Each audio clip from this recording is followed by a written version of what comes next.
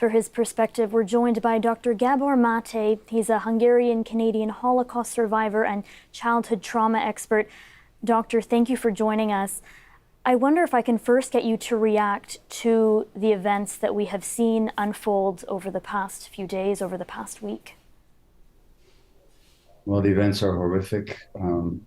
There cannot be a human heart, Jewish, Palestinian, wherever, or any other denomination or ethnicity that isn't sick, heartbroken at what has transpired in the last few days.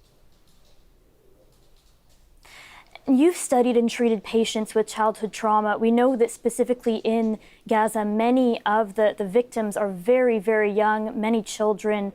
What are some of the long-term health impacts for children who have lived under occupation and have experienced violence and war?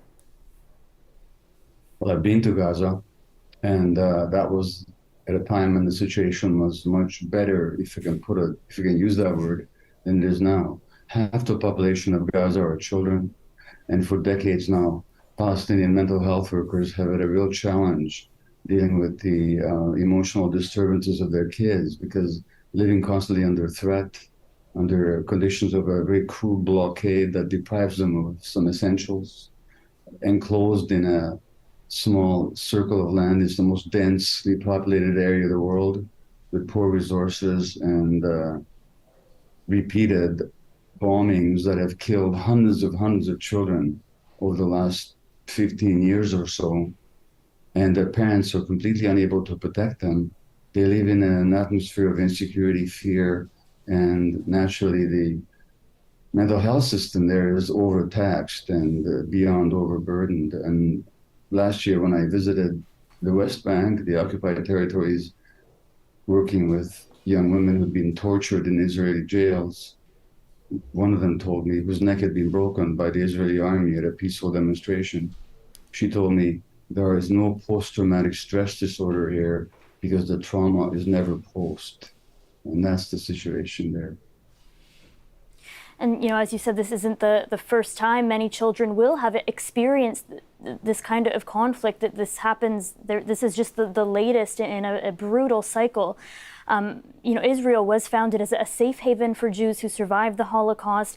Now some of those who were killed last weekend were Holocaust survivors like yourself. We know generational trauma is a very difficult cycle to break. How can people begin to grieve what they've lost and move forward if they can?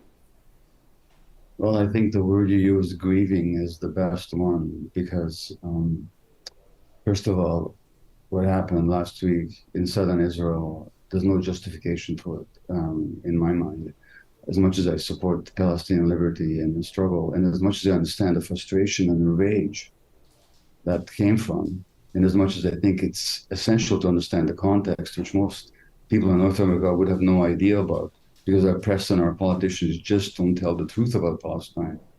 But as much as I understand all that, it was horrific what happened. And we know from many examples in the world, including the experience of Jewish survivors of the Holocaust, that the trauma lasts for a long time. And not only does it last for a long time in the individuals who have to suffer it, but onto many generations afterwards. I mean, even my children, who were born here in Canada, are still suffering, or at least have suffered in their lives, the impact of the infant trauma that I endured as a Jewish child in Hungary.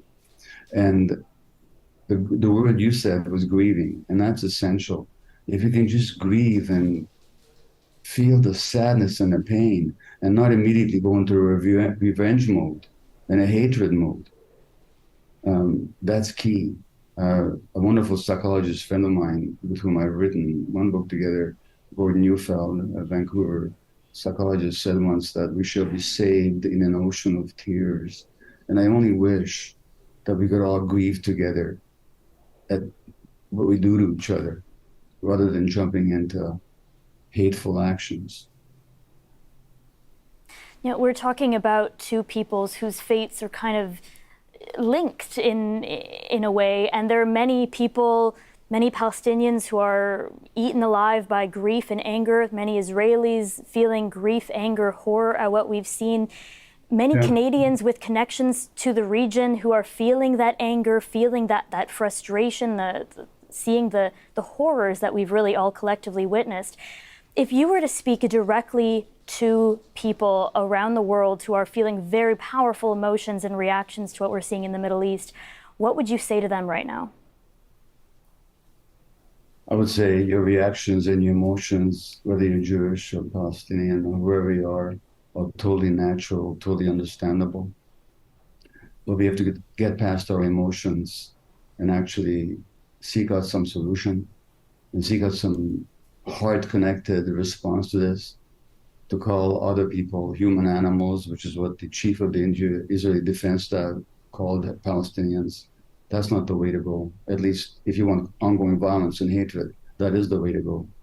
So I think all human beings, whatever their point of view and whatever their emotions, those emotions are absolutely natural. Rage, even hatred, those are natural emotions. Grief in response to these horrific events on both sides, incidentally.